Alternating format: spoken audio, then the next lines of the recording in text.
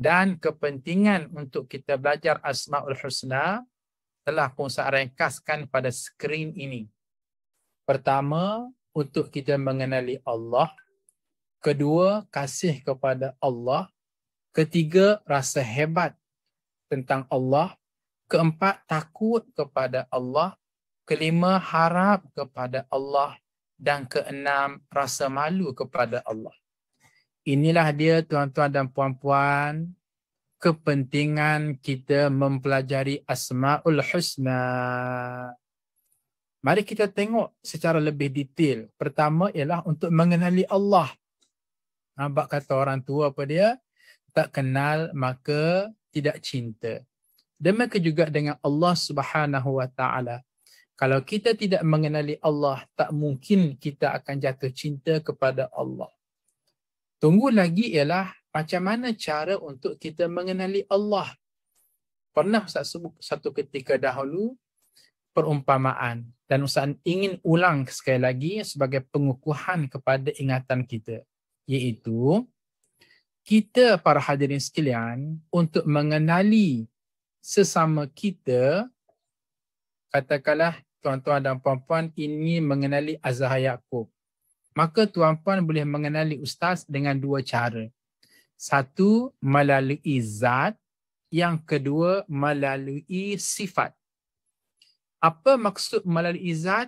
Contoh, katakanlah tuan-puan nak bertemu dengan ustaz, kemudian tak mengenali ustaz, kemudian bertanyalah risik-risik kawan-kawan, saya ni nak kenal Ustaz Azhar lah, macam mana ni saya nak mengenali dia? Maka orang tu pun kata begini, kalau nak kenal Ustaz Azhar senang je. Okey, zat, yakni apa yang ada pada diri ustaz daripada hujung rambut sampai ke hujung kaki.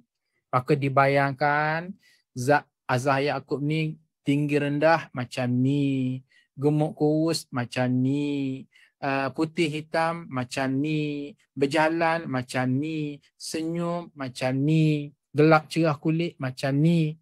So bila kamu pergilah contoh ke Masjid Negara, bertemu dengan seseorang yang memiliki zat person seumpama itu, maka itu Azhar Yaqub lah. Maka tuan-puan pun pergilah ke Masjid Negara, intai kanan, intai kiri. Dalam keadaan ada kesedaran ni, gemuk kurus macam ni, tinggi rendah macam ni, putih hitam macam ni.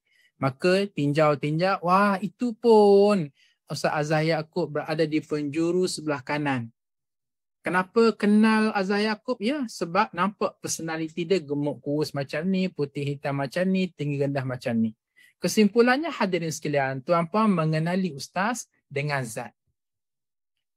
Ada masanya tuan-puan mengenali ustaz bukan dengan zat, batang tubuh ustaz, body ustaz, tetapi mengenali ustaz melalui perwatakan, melalui sifat. Perwatakan macam mana? Contoh, macam mana ya saya nak mengenali Ustaz Azhar Yaqub? Maka diberitahu, okey, nak kenal Ustaz Azhar Yaqub senang je. Pergi sekali lagi ke Masjid Negara, tunggu selepas solat Jumaat, tengok ada seseorang yang budiman, yang dermawan, yang kerjanya asyik mengagih-agihkan pisang je kepada orang yang turun daripada masjid selepas solat Jumaat, sebab dia ni seorang yang mulia, seorang dermawan, maka itu Azhar Yaqub lah. Jadi, seseorang pun pergilah ke Masjid Negara, tunggu selepas solat Jumaat, nampak, wah ada sungguh ni seorang lelaki yang sedang sibuk mengagih-agihkan, memberikan derma, sedekah pisang ke apple ke. Maka akhir sekali tuan-puan mengenali ustaz melalui perwatakan. Apa dia perwatakan? Dermawan. Nah, baik hati, suka menderma. Jadi, kesimpulannya ialah untuk mengenali sesama manusia, ada masa kita boleh kenal secara batang tubuh orang ataupun mengenali secara perwatakan. Adapun hadirin sekalian, untuk mengenali Allah, ini penting ya, dengar baik-baik ni, untuk kita, untuk ustaz, untuk tuan-tuan dan puan-puan mengenali Allah Subhanahu Wa Taala, agak-agak boleh tak kita nak kenal Allah melalui zat, melalui batang tubuh? A'udzubillahi min dzalik. Tidak, sesekali tidak.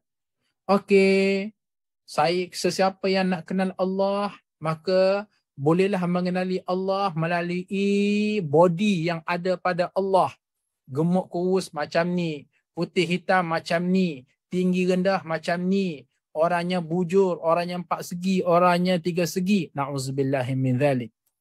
Kita selama-lamanya tidak diberi peluang untuk mengenali Allah secara zat, secara body.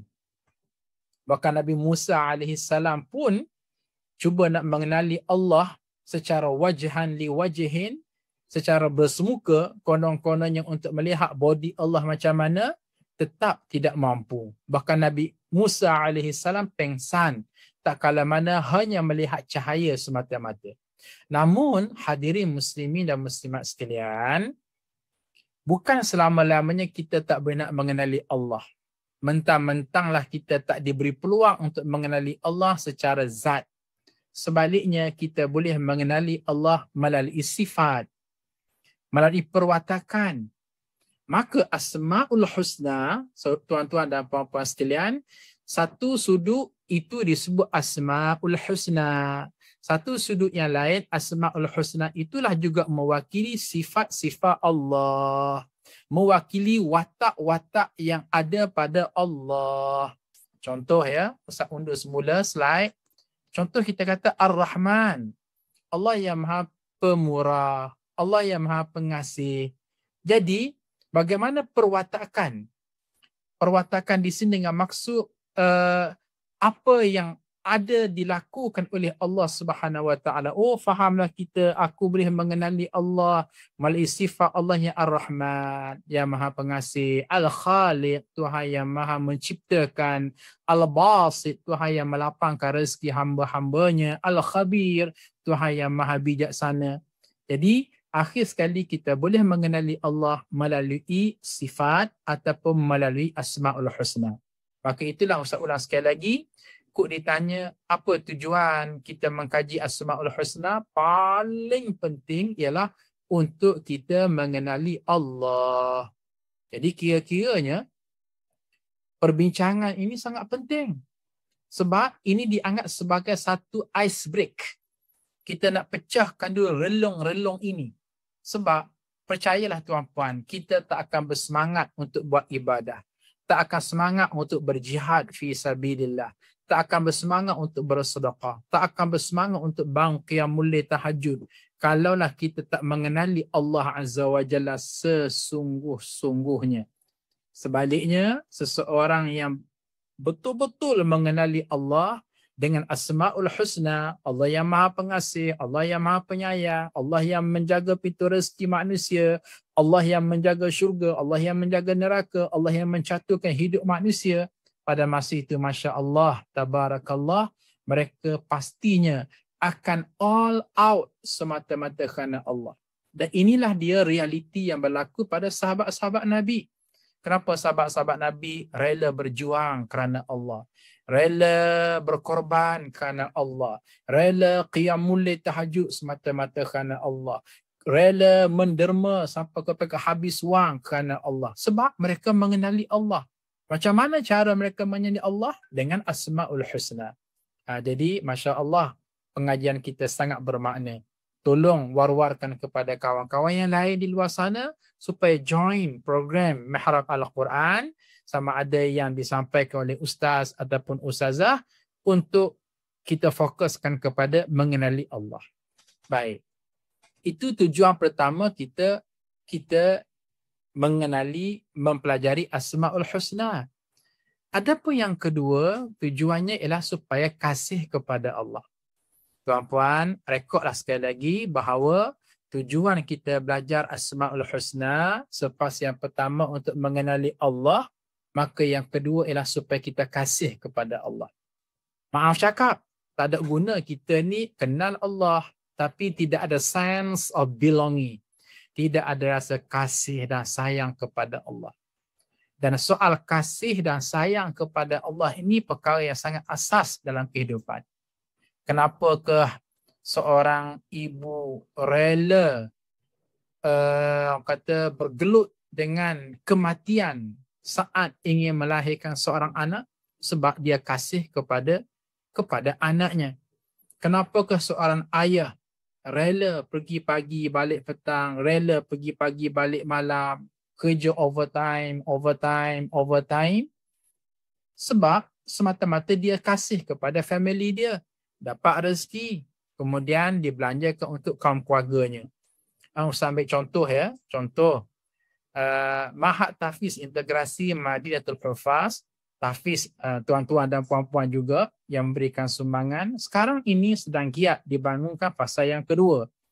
Oleh kerana kita sebahagian bangunan mesti disiapkan pada hujung bulan Mac ini, menyebabkan ada di kalangan mereka yang bekerja secara OT, overtime. Overtime ni bekerja asalnya daripada 7 pagi sampai 6 petang.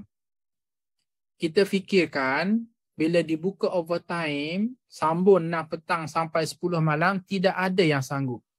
Rupa-rupanya para hadirin sekalian, bila kita buka kepada overtime, pekerja-pekerja Bangladesh ini, sampai ke peringkat terpaksa kita mengundi siapa yang terpilih. Sebab bukan semua 40 orang yang sedang bekerja itu kita nak guna. Kita hanya nak guna 12 orang saja. Terpaksa kita pilih, select. Sebab apa? Berebut nak semua overtime. Padahal ustaz kadang-kadang pergi melawat tapak tu waktu malam, penat tahu, daripada 7 pagi sampai ke 10 malam.